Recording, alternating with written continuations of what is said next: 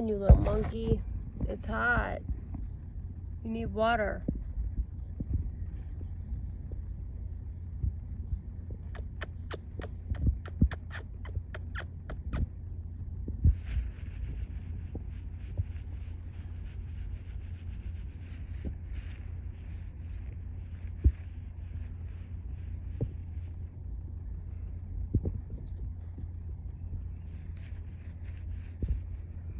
Nala, why did you let them out?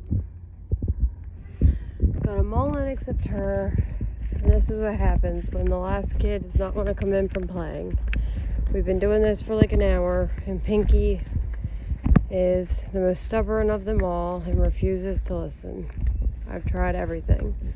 I've tried strings, I've tried everything, and she just won't listen.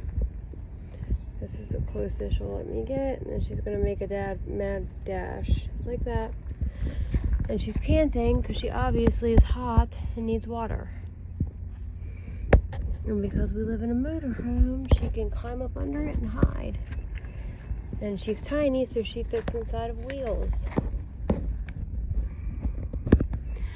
And then she goes to the other side, and then I go to the other side, and we just keep going back and forth for an hour.